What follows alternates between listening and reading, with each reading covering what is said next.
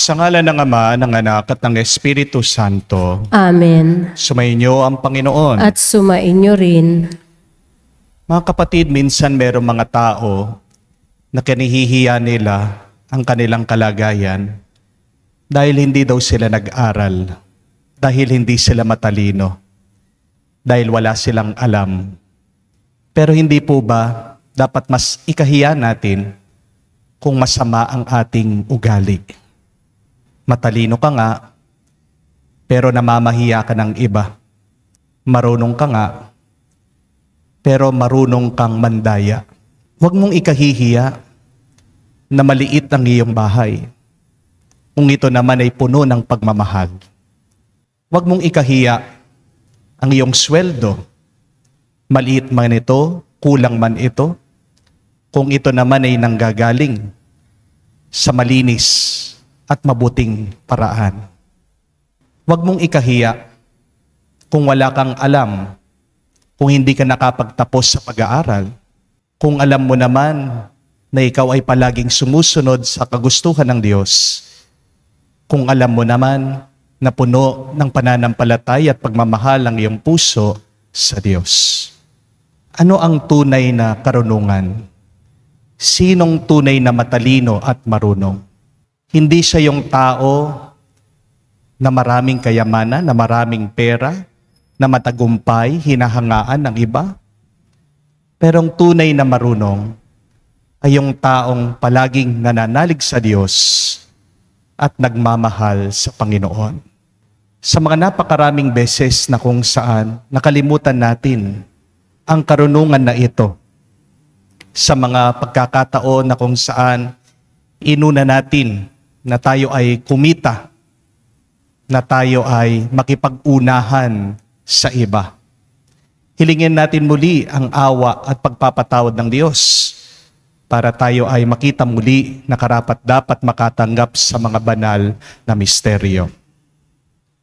Inaamin ko Sa makapangyarihang Diyos at sa inyo mga kapatid, na lubha akong nagkasala sa isip, sa salita, sa gawa at sa aking pagkukulang. Kaya isinasamo ko sa mahal na Birheng Maria, sa lahat ng mga anghel at mga banal, at sa inyo mga kapatid, na ako'y ipanalangin sa Panginoong ating Diyos. kaawaan tayo na makapangyarihang Diyos, patawarin tayo sa ating mga kasalanan, patnubayan tayo sa buhay na walang hanggan. Amen. Panginoon, kaawaan mo kami. Panginoon, kaawaan mo kami. Kristo, kaawaan mo kami. Kristo, kaawaan mo kami. Panginoon, kaawaan mo kami. Panginoon, kaawaan mo kami. Manalangin tayo. Ama naming makapangyarihan, ginagawa mo kaming magkaisa ng kalooban. Ipagkaloob mo ang iyong mga utos ay aming mahalin. Ang iyong mga pangako ay hangarin naming tanggapin. Upang sa anumang pagbabago sa paligid namin, manatiling matatag ang aming loobin. Sa tunay na kasiyahang matatagpuan sa iyong piling, sa pamamagitan ni Jesucristo, kasama ng Espiritu Santo, magpa sa walang hanggan. Amen. Pagbasa mula sa unang sulat ni Apostol San Pablo sa mga taga-Korinto. Mga kapatid, sapagkat sinugo ako ni Kristo, hindi upang magbinyag, kundi upang mangaral ng mabuting balita. Ipinangaral ko nga ito, ngunit hindi sa pamamagitan ng pananalitang batay sa karunungan ng sanlibutan, upang sa gayoy hindi mawalan ng kabuluhan ang kamatayan ni Kristo sa krus. Sa mga napapahamak, ang aral tungkol sa pagkamatay ni Kristo sa krus ay kahangalan. Ngunit sa atin na mga inililigtas, ito'y kapangyarihan ng Diyos. Sapagkat nasusulat, sisiraan ko ang karunungan ng marurunong at pawawalang kabuluhan ang katalinuhan ng matatalino. Ano ang kabuluhan ngayon ng marurunong ng mga eskriba? ng mahuhusay na debatista sa daigdig na ito. Ipinakilala ng Diyos na ang karunungan ng sanlibutang ito ay kamangmangan, sapagkat ayon sa karunungan ng Diyos, hindi niya itinulot na siya'y makilala ng tao sa pamamagitan ng karunungan ng sanlibutang ito. Sa halip, minarapat niyang ang mga nananalig sa kanya'y iligtas sa pamamagitan ng mabuting balita na aming ipinangangaral, ngunit ipinalalagay naman ng sanlibutan sa isang kahangalan. Ang mga Hudyo'y humihingi ng kababalaghan bilang katunayan. Karunungan naman ang hinahanap ng mga Griego. Ngunit ang ipinangangaral namin, si Kristong ipinako sa krus, isang katitisuran ng mga Hudyo at kahangalan para sa mga Hentil. Subalit sa mga tinawag ng Diyos maging Hudyo at Griego, si Kristo ang kapangyarihan at karunungan ng Diyos, sapagkat ang inaakala nilang kahangalan ng Diyos ay karunungang higit kaysa lahat ng karunungan ng tao, at ang inaakala namang kahinaan ng Diyos ay lakas na higit sa lahat ng kalakasan ng tao. Ang salita ng Diyos. Salamat sa Diyos. Awat pag-ibig ng Diyos sa sangkalupa ay lubos. Awat pag-ibig ng Diyos sa sangkalupa ay lubos. Lahat ng matuwid dapat na magsaya dahil sa ginawa ng Diyos sa kanila. Kayong masunuri magpuri sa Kanya.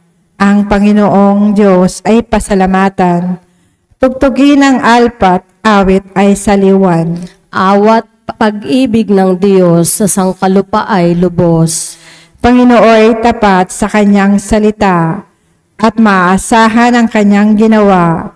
Minamahal niya ang gawang matapat, ang pag-ibig niya sa mundo'y laganap. Awat pag-ibig ng Diyos sa sangkalupa ay lubos. Ang binabalangkas niyong mga bansa, Kanyang nababagot winawalang bisa.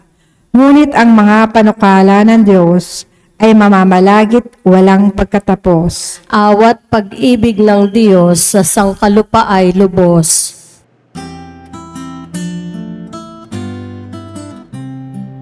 Alleluia, alleluia, alleluia, alleluia, alleluia,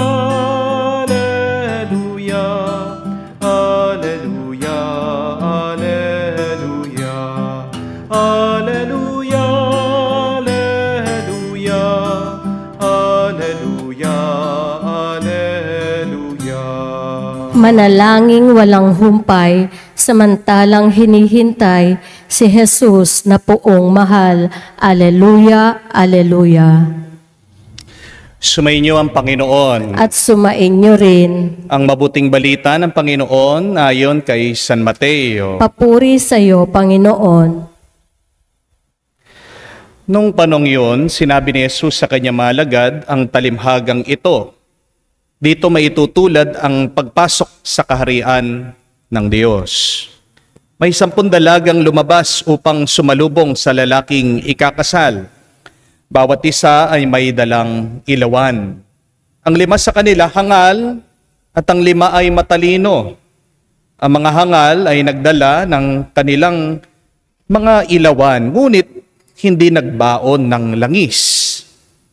Subalit ang mga matatalino ay nagdala ng langis bukod pa sa kanilang ilawan. Nabalaam ng dating ng lalaking ikakasal, kaya't inantok silang lahat at nakatulog. Ngunit hating gabi nang may sumigaw, "Narito na ang lalaking ikakasal, salubungin niyo." Agad nagbangon ang mga 10 dalaga at inayos ang kanilang ilawan. Sinabi ng mga hangal sa matatalino, "Bigyan niyo naman kami ng kakaunting langis. Aandap-andap na ang aming mga ilawan eh. Baka hindi magkasya ito sa ating lahat." Tugon naman ng mga matatalino, Mabuti pa'y pumunta muna kayo sa nagtitinda at bumili ng para sa inyo. Kaya't lumakad ang 5 hangal na dalaga. Samantalang bumibili sila, dumating ang lalaking ikakasal. Ang 5 nakahanda ay kasama niyang pumasok sa kasalan at ipininid ang pintuan. Pagkatapos dumating naman ang 5 hangal na dalaga. "Panginoon, papasukin niyo po kami," sigaw nila. Ngunit tumugon siya, "Sinasabi ko sa inyo, hindi ko kayo nakikilala. Kaya't magbantay kayo, sapagkat hindi ninyo alam ang araw ni ang oras." Mga kapatid, ang mabuting balita ng ating Panginoon. Pinupuri ka namin, Panginoong Heso Kristo. Magandang araw po muli sa inyong lahat. Kumusta na po kayo? Dasal at dalangin ko, kayo pa rin po ay nasa mabuting kalagayan. Na kahit na alam naman natin, tayong lahat ay may pinagdadaanan na kanya-kanya mga problema at pagsubok, ang mahalaga ay mabuti ang ating kaisipan, mabuti ang ating kalooban. Amen? Ano po sa tingin niyo ang pagkakaiba ng makeup sa katalinuhan? What do you think is the difference between a makeup and wisdom? Ito po, tandaan nyo. Ang makeup, ginagawa kanyang maganda, gwapo, presentable ang itsura mo. Amen? Pero, ang katalinuhan, ginagawa naman niyang maganda at mabuti, maayos ang pagkatao mo. Please do not forget that. A makeup can make you beautiful outside, but it is wisdom that can make you beautiful and good inside. Amen? Pero, huwag niyo din pong kalimutan ito. Para maging epektibo ang katalinuhan, kamukha dapat ng makeup, ina-apply yan. For wisdom to take effect, just like a makeup, you need to apply it. Kung gusto mong gumanda ang iyong muka, maglagay ka ng makeup. Amen? Paano ka gaganda kung meron kang makeup, nandyan lang sa bag mo, nandyan lang sa iyong lamesa? Walang kwenta yung makeup. Paano gaganda ang pag-iisip mo, ang iyong nararamdaman, ang iyong buhay, kung nandyan lang ang katalinuhan, pero hindi mo ito sinasabuhay? Wala din itong kwenta, wala din itong kahulugan. Amen? Ang tanong, yung alam mo ba, ginagawa mo? Yung natutunan mo, sinasabuhay mo? Baka naman kaya naghihirap ka dahil alam mo na dapat yung gagawin mo, pero hindi mo pa rin ginagawa. When you fail to apply wisdom in your life, you will fail also to experience happiness, health, and holiness in your life. Bakit kaya naging mangmang yung mga dalaga dito sa nabasa nating ebanghelyo, dito sa kwento ng ating Panginoon? Ano po sa tingin niyo? Sabi po ng ating Panginoon, may 5 hangal o mangmang. Meron din po mga 5 mga matatalinong dalaga.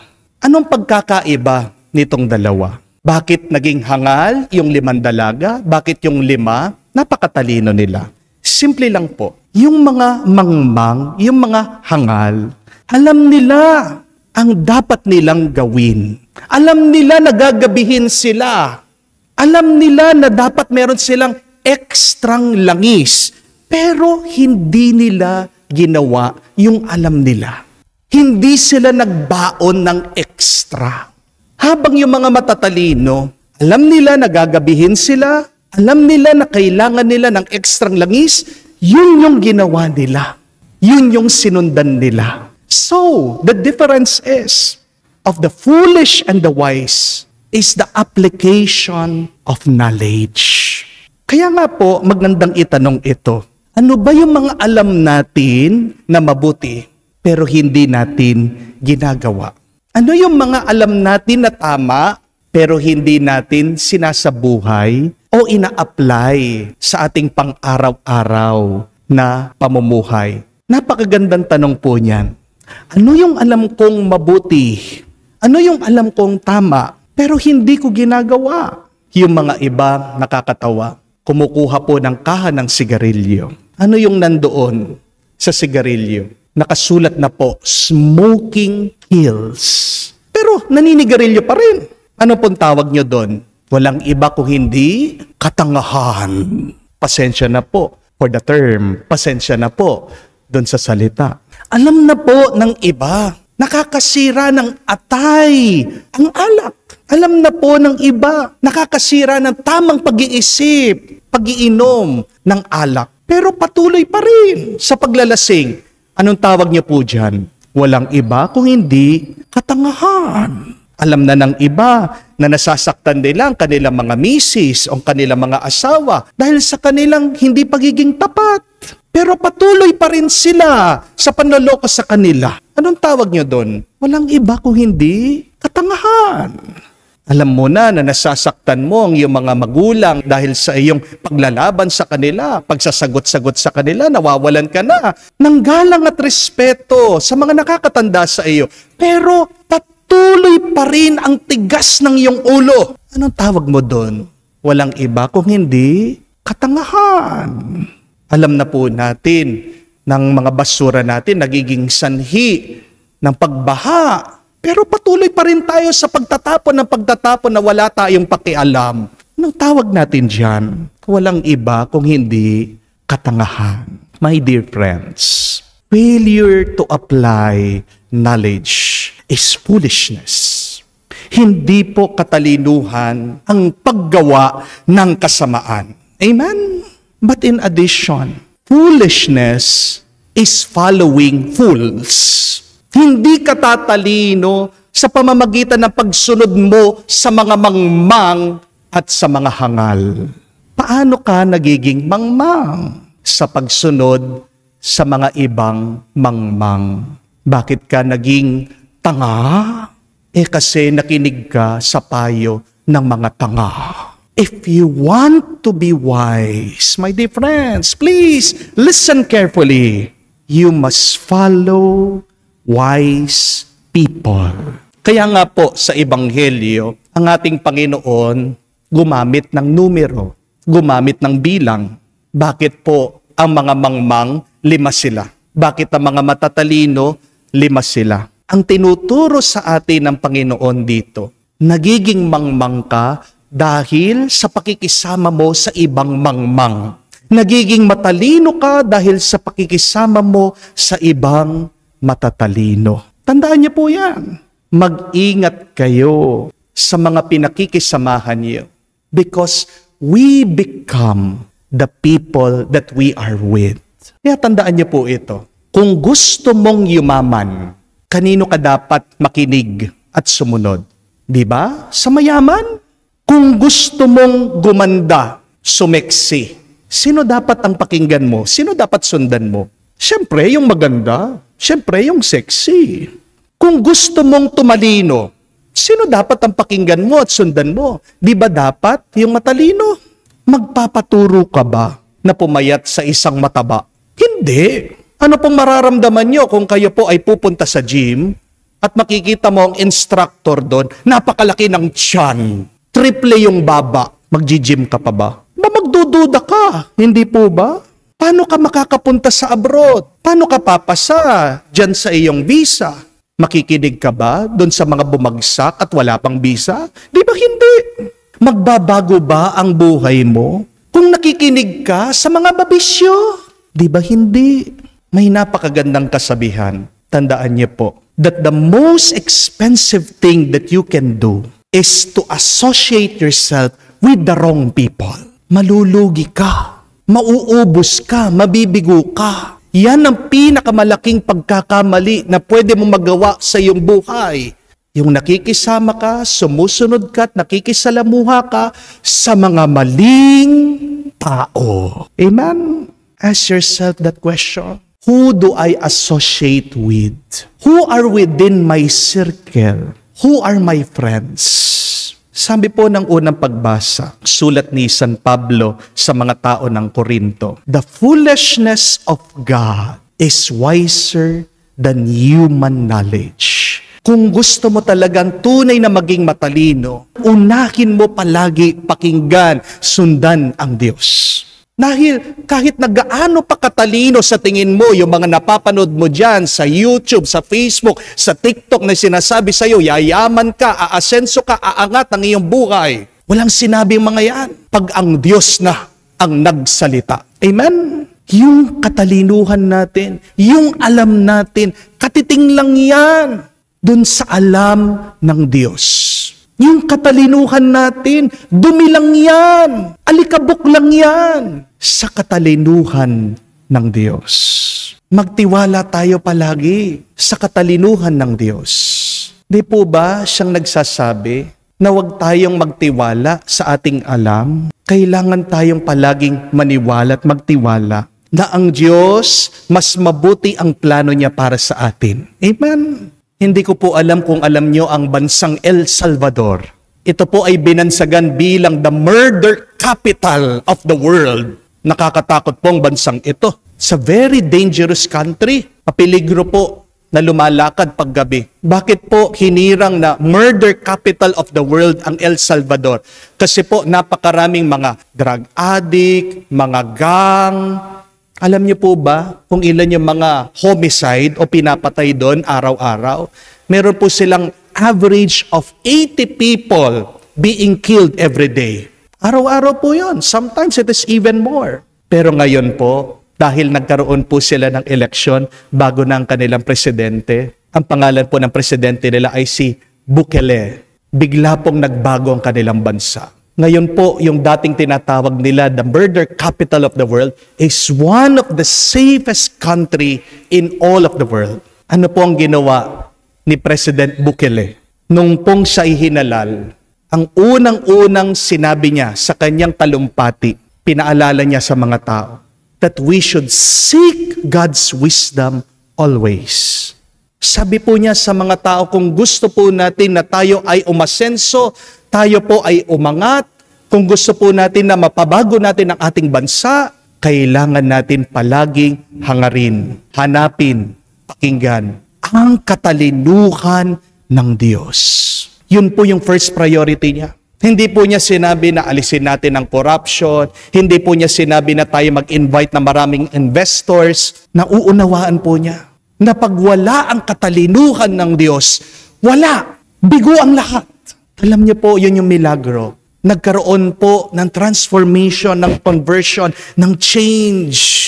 Yung po mga nakakulong, napansin po niya, naging po satanista. Pero nung siya ay naupo, naluklok na po sa kapangyarihan, sinabihan po niya lahat ng mga kulungan, dapat po may prayer service. Araw-araw, sinasabihan po niya yung mga tao that we should pray. At yun po ang isang napakahalagang naging desisyon niya, kaya nga napabuti niya ang kanyang bansa. Wow!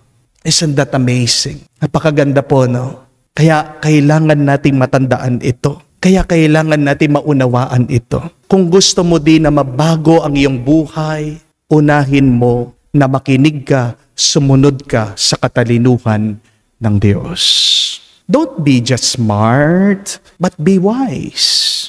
Kung gusto niyo pong gumanda ang iyong buhay, sa loob at labas, kailangan ka maging matalino.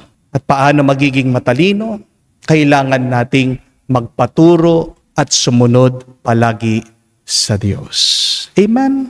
Ang tanong, ano ba ang tinuturo ng Diyos sa iyo ngayon? Gusto niyo pong malaman kung ano ang mensahe ng Diyos sa inyo? Please, give yourself some moments of silence today. Please, sit still. Listen to God in just some few moments. Huwag mo sanang babaliwalain ang turo ng Diyos. Sundin mo ang kanyang karunungan para lalo pang bumuti ang iyong buhay, para lalo pang gumanda ang iyong karanasan ngayon at magpa sa walang hanggan. Amen. Pinapaalala ng mensahe ng Ebanghelyo na dapat tayong maging matalino at nagbabantay habang ang ating hinihintay ang pagdating ng Panginoong Hesus. Ipanalangin natin ang mundong kanyang inililigtas. Ating sabihin, Panginoon, dinggin mo kami. Panginoon, dinggin mo kami. Ang simbahan naway maunawaan ang mga tanda sa ating panahon at tuwinang mapaalalahanan ang bayan ng Diyos tungkol sa walang hanggang dimensyon ng buhay. Manalangin tayo sa Panginoon. Panginoon, dinggin mo kami. Ang mga kabataan naway manatiling umaasa at puno ng sigla sa buhay. Nawa ang kanilang matayog na adhikain ang siyang maging katig nila sa pagsasakatuparan ng mga dakilang bagay sa buhay. Manalangin tayo sa Panginoon. Panginoon, dinggin mo kami. Ang mga pinanghihinaan ng loob at nabigo sa buhay, naway huwag palilimin ang kanilang hinanakit, bagkus kumuha ng panibagong lakas at pag-asa mula kay Kristo na nangako sa atin ng kanyang presensya. Manalangin tayo sa Panginoon. Panginoon, dinggin mo kami. Sa katahimikan po ng ating puso, buksan din natin at sabihin sa Diyos ang ating mga personal na pangangailangan. Ama namin ng panahon at walang hanggan, ipagkaloob mo ang aming mga kahilingan habang aming hinihintay ang pagbabalik ni Kristo, ang iyong biyaya na walang hanggang karunungan. Hinihiling namin ito sa pamagitan ni Kristo, aming Panginoon. Amen.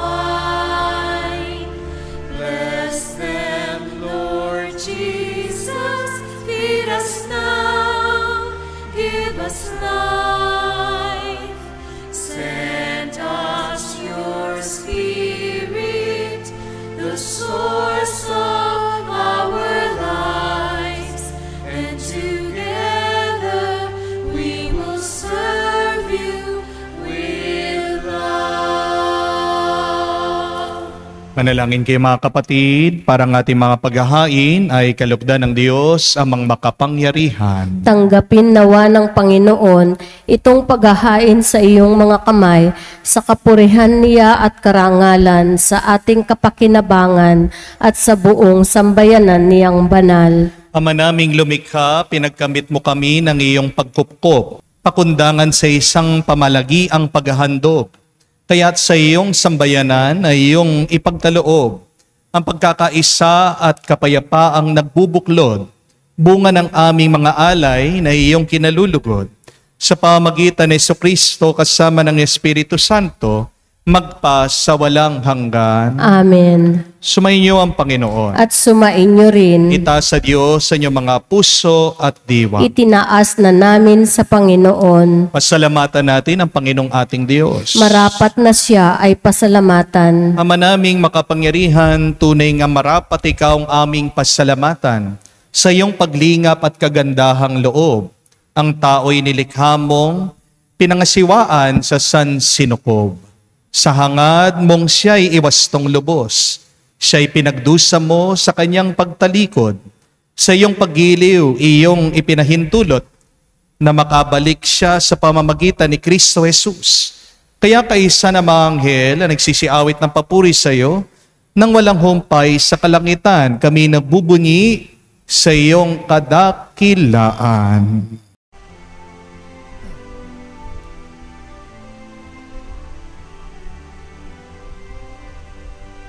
Santo, Santo, Santo, Panginoong Diyos ng mga hukbo, napupuno ang langit at lupa ng kadakilaan mo. Hosana, Hosana, sa kaitaasan, pinagpala ang naparirito sa ngalan ng Panginoon. Hosana, Hosana, sa kaitaasan. Hosana, Hosana, sa kaitaasan.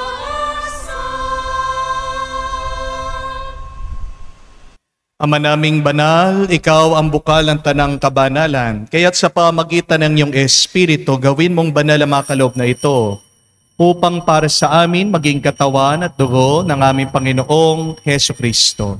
Bago niya pinagtiis ang kusang loob na maging handog, hinawakan niyang tinapay, pinasalamatan kanya, pinaghati-hati niya iyon, inabot sa kanya malagad at sinabi, "Tanggapin ninyong lahat ito at kanin. Itong aking katawan na ihahandog para sa inyo."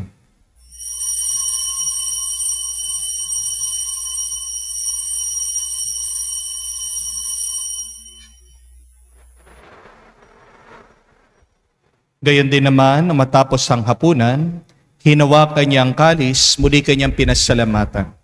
Inabot niya ang kalis sa kanya malagad at sinabi, "Tanggapin ninyong lahat ito at inumin. Itong kalis ang aking dugo ng bago at walang hanggang tipan. Ang aking dugo na ibubuhos para sa inyo at para sa lahat. Sa ipagpapatawad ng mga kasalanan, gawin ninyo ito sa pag-aalaala sa akin."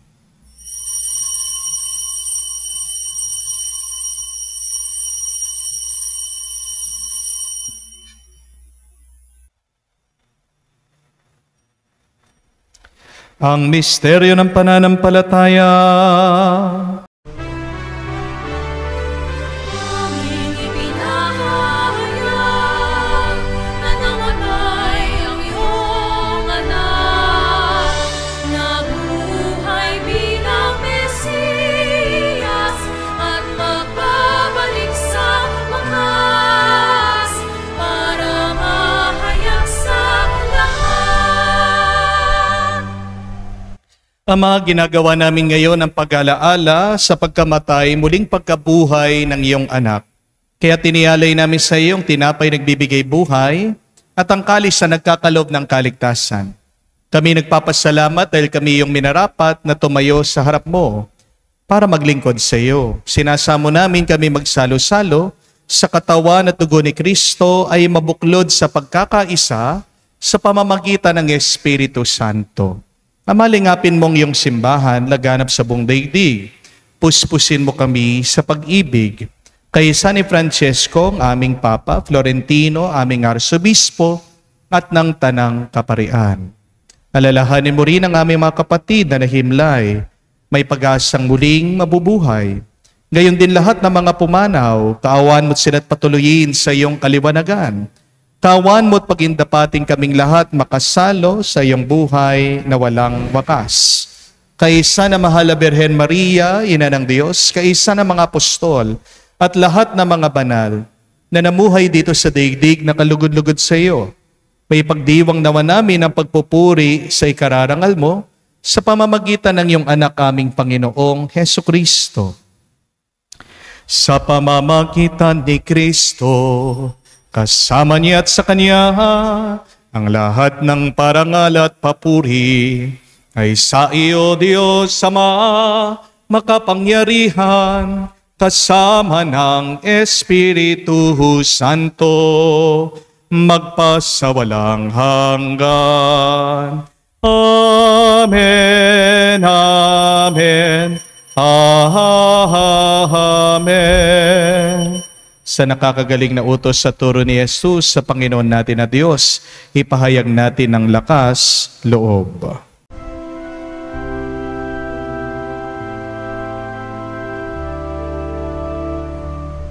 Ama namin, sumasalangit ka, sambahin ang ngalan mo, mapasa amin ang kaharian mo, sundin ang loob mo dito sa lupa, para lang sa langit. Bigyan mo kami ngayon ng aming kakanin sa araw-araw, at patawarin mo kami sa aming mga sala, para ng pagpapatawad namin sa nagkakasala sa amin. At huwag mo kami ipahintulot sa tukso, at iadya mo kami sa lahat ng masama. Hinihiling namin kami iadya sa lahat na masama, pagkalooban ng kapayapaan araw-araw, iligtas sa kasalanan, at ilayo sa lahat ng kapamakan. Samantalang aming pinanabikan ang dakilang araw ng pagpapahayag ng tagapagligtas naming si Heso Kristo. Sapagkat iyo ang kaharian, ang kapangyarihan at ang kapurihan magpakailanman. Amen. Panginoong Heso Kristo, sinabi mo sa mga apostol, kapayapaan ang iniiwan ko sa inyong aking kapayapaan ay binibigay ko sa inyo. Tungayan mo ang aming pananampalataya at huwag ang aming pagkakasala. Pagkalooban mo kami ng kapayapaan at pagkakaisa ayon sa iyong kalooban. Kasama ng Espiritu Santo magpa sa walang hanggan. Amen. Kapayapaan ng Panginoon ay laging sumainyo. At sumainyo rin. Magbigayan po tayo ng kapayapaan sa bawat isa. Peace with you po. Kapayapaan po sa inyong lahat.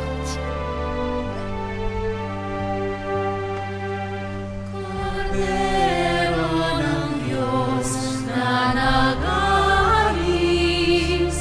ng mga kasalanan ng sanlibutan, maawa ka sa amin. Maawa ka sa amin. Kordero ng Diyos na nag-aalis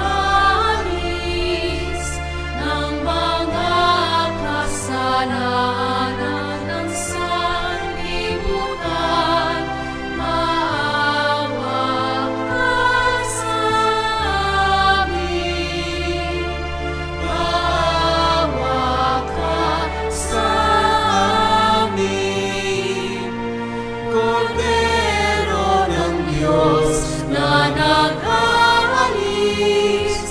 ng mga kasalanan ng sanlibutan, ipagkaloob mo sa amin ang kapayapaan.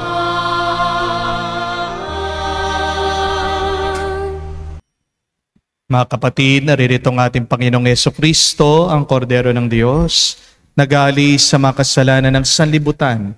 Mapalad tayong lumalapit sa piging ng Kordero. Panginoon, hindi ako karapat-dapat na magpatuloy sa iyo, ngunit sa isang salita mo lamang ay gagaling na ako.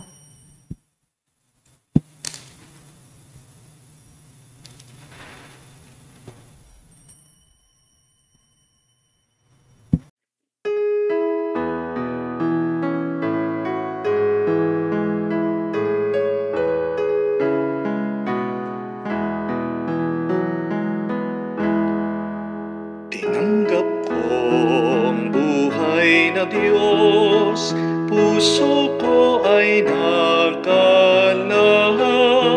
Tinanggap ko ang buhay na Diyos, puso ko ay natuwa.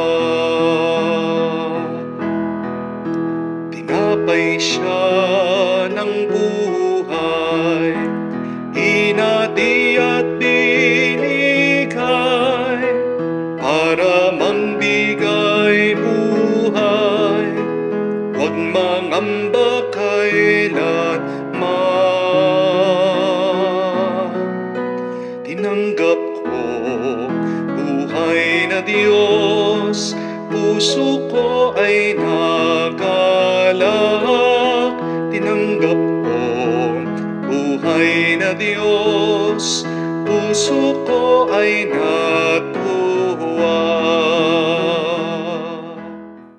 Manalangin tayo. Ama naming mapagmahal, lubusin mo sa amin ang kagalingang bigay ng iyong pag-ibig na ngayoy pinagdiriwang, at kami naway magkaroon ng ganap na kaunlaran upang sa lahat ng aming pinagkakabalahan, ikaw ang aming magbigay kasiyahan. Sa pamagitan ni Jesucristo kasama ng Espiritu Santo, magpa sa walang hanggan. Amen. Hindi ibig sabihin, pag wala kang alam, ay mangmang ka na. Hindi ibig sabihin, pag hindi ka nag-aral, ay tanga ka na. Again, pardon for the word. Pero sa Biblia, sa ating narinig na ebanghelyo, sino daw ang mga mangmang? Sino mga tanga? Yung alam naman nila ang dapat gawin, ang tama at mabuti, pero hindi nila ito ginawa, hindi nila ito sinabuhay. Mga kapatid, tayo po ay tinatawagan, hinahamon na maging mas matalino. Pagiging matalino sa harap ng mata ng Diyos ay hindi sa pamamagitan ng pagme-memorize ng maraming libro, hindi sa pamamagitan ng pagiging matalino kung paano magtrabaho o magnegosyo, hindi sa pamamagitan ng kaalaman kung paano magkaroon ng kapangyarihan ng impluensya. Pero ang katalinuhan sa harap ng mata ng Diyos ay nakakamtan natin sa pamamagitan ng pag-amin na hindi natin talaga alam at siya ang tunay na nakakaalam. Ang tunay na katalinuhan ay ang ating palaging pakikinig, ang ating pag-aaral ng kagustuhan ng Diyos na maririnig natin, mauunawaan sa Kanyang salita at ang pagsasabuhay nito araw-araw. Kaya nga, para po sa ating assignment ngayong araw, naway tumahimik tayo. Naway tayo'y magdasal. At isang magandang dasal para malaman natin, masumpungan, kung ano ang tunay na mabuti at tama. Pray those wonderful words of the prophet Samuel. Say, "Speak, Lord, your servant is listening." Napakaganda po, no? Panginoon, magsalita ka, nakikinig ako. Yan po ay ang tunay na katalinuhan at karunungan. Pag tumahimik ka, nakinig ka, agad-agad. Marinig mo, malalaman mo, makikita mo. Ano dapat ang iyong gawin? Ano dapat ang iyong isabuhay? Pag yan ang iyong sinusundan, nasabi ko po sa inyo, makakaranas kayo ng kalusugan, ng kasiyahan at kapayapaan sa inyong buhay. So pray today those beautiful and wonderful words. Speak, Lord, your servant is listening. Magsalita po kayo, Panginoon, nakikinig ako. At naway tayo bigyan ng lakas at grasya ng Diyos na sundan, gawin anuman ang mensahe ng Diyos para sa atin. Sumainyo ang Panginoon. At sumainyo rin. At kayo ay basbasan ng Diyos makapangyarihan sa ngalan ng Ama, ng Anak, ng Espiritu Santo. Amen. Ang ating misa ay natapos na. Humayo kayo sa kapayapaan ni Kristo. Salamat sa Diyos.